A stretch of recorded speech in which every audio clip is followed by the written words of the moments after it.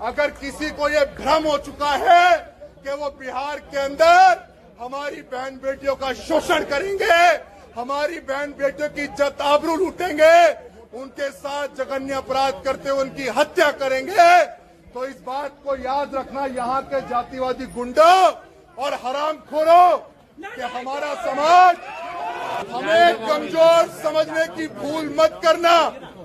हम तो वो हैं जिन 500 ने अपने साथ हुए जातिगत अन्याय का बदला लेते हुए भीमा कोरे गांव में 28,000 को भगा भगा के मारा था। मैं यहाँ के लोगों से कहना चाहता हूं, मैं पीड़ित परिवार से अभी मिला और उसने अपने साथ हुए जघन्य अपराध को बताया कि 45 साल का एक अधेड़ उम्र का आदमी, उसके घर में भी बेटियां होंगी, उसके घर में भी बहनें होंगी। उस अधेड़ उम्र के आदमी ने एक 14 साल की मासूम बच्ची, जो अभी पूरी तरह से समझदार भी नहीं हुई थी, उस बच्ची के साथ जबरदस्ती शादी करने का इस परिवार के ऊपर दबाव डाला। उसकी मां ने मुझे बताया, मेरी मां ने मुझे बताया, कितनी बेरहमी उन हैवानों ने, उन हरामखोरों ने उस बच्ची के साथ की कि उसके प्राइवेट पार्ट पे चाकू तक मारे गए। क्या हम आज भी नहीं जागेंगे? क्या हम आज भी जातियों में बटे रहेंगे? क्या हम आज भी नेताओं के पीछे नेता जब कहेंगे उनके साथ लगे रहेंगे? या अपनी बहनों को न्याय दिलाने के लिए एक झंडा, एक नीला झंडा, आप उसके मोहताज होने चाहिए और न्याय की आवाज जहां बुलंदी से उठनी चाहिए आप उसके साथ खड़े रहने चाहिए। लेकिन यहां अभी मुझे बताया कि डर का माहौल है, तो डर के माहौल की बात तो ऐसी है कि अभी बिहार में एंट्री हुई है, तो ये हुजूम देख लो।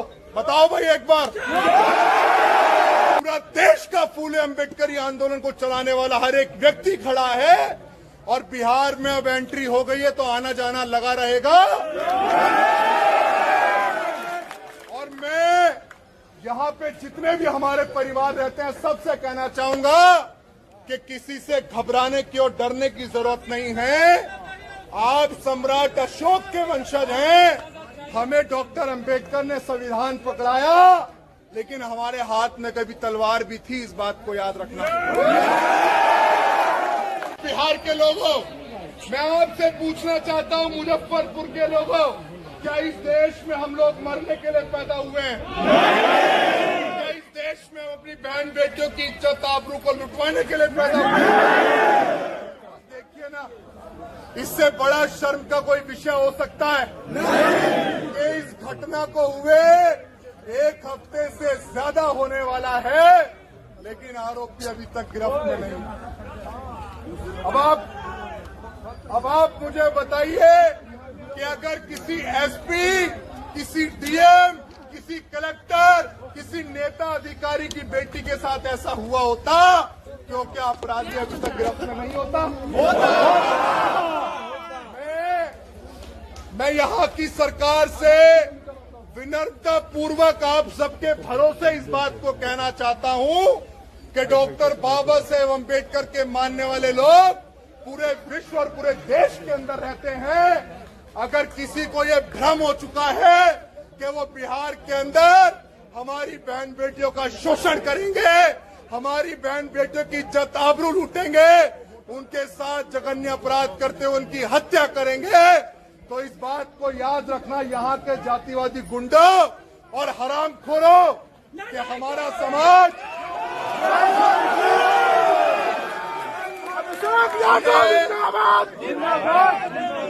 हमें कमजोर समझने की भूल मत करना।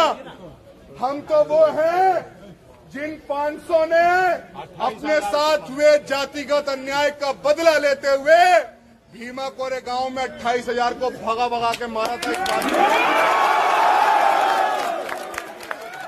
मैं यहाँ के लोगों से कहना चाहता हूं, मैं पीड़ित परिवार से अभी मिला और उसने अपने साथ हुए जघन्य अपराध को बताया कि 45 साल का एक अधेड़ उम्र का आदमी, उसके घर में भी बेटियां होंगी, उसके घर में भी बहनें होंगी।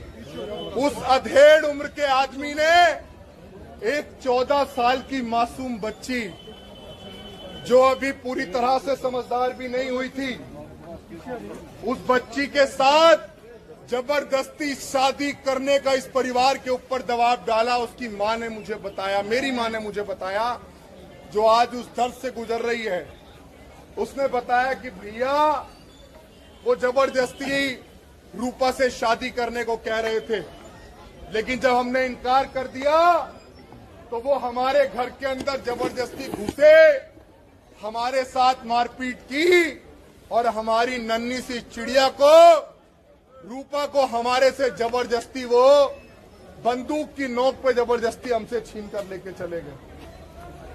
आप लोग ही बताइए कि क्या हमारे लिए इससे बड़ा दर्द का विषय कोई हो सकता है?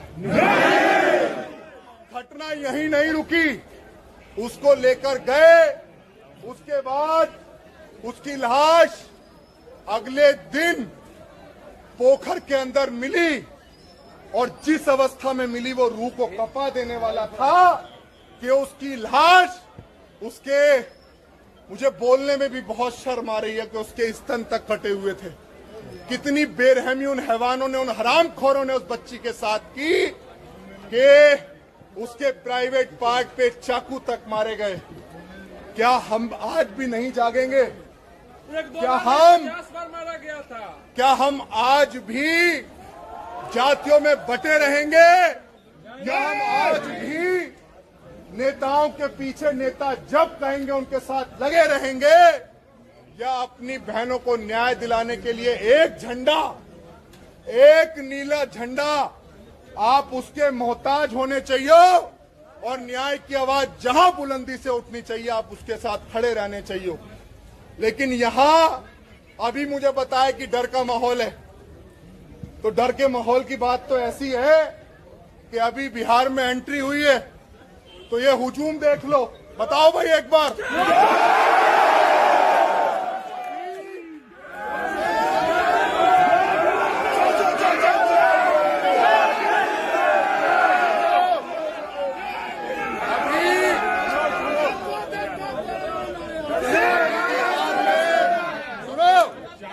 अभी बिहार में एंट्री हुई है, अभी बिहार में एंट्री हुई है, और हमें पता लगा कि हमारे आने से पहले उसके घर की कुर्की कर दी गई है और बुलडोजर चला दिया गया है। तो ये डर हमें अच्छा लगा, ये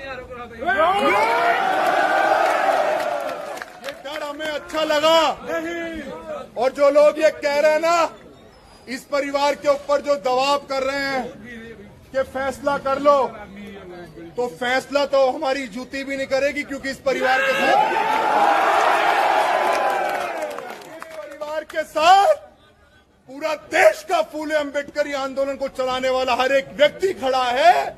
और बिहार में अब एंट्री हो गई है तो आना जाना लगा रहेगा। और मैं यहाँ पे जितने भी हमारे परिवार रहते हैं सबसे कहना चाहूंगा कि किसी से घबराने की और डरने की जरूरत नहीं है। आप सम्राट अशोक के वंशज हैं। हमें डॉक्टर अंबेडकर ने संविधान पकड़ाया, लेकिन हमारे हाथ में कभी तलवार भी थी, इस बात को याद रखना। अब मैं यहाँ पे हमारे संजय पासवान जी हमारे साथ आए हुए हैं, जिन्होंने पूरी मजबूती के साथ हमारे साथ एक प्रोफेसर साहब आए हुए हैं, और यहाँ के आप सम्मानित जनता जिन्होंने भी इस परिवार को आज हमारे आह्वान पर ही आश्वासन दिया कि आप पूरी मजबूती से इसके साथ खड़े हैं, तो आपको नमन करते हुए आपका बहुत बहुत धन्यवाद करना चाहूंगा कि डॉक्टर अंबेडकर के मानने वाले लोगों को अब लड़ना आ चुका है। अब आपके माध्यम से प्रशासन से भी मैं अपनी बात करना चाहता हूं और रखना चाहता हूं।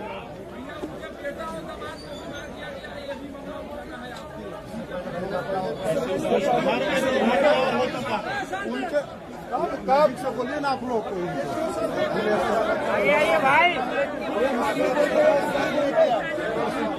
इससे 6 साल पहले, इससे 6 साल पहले, सुनिए ना,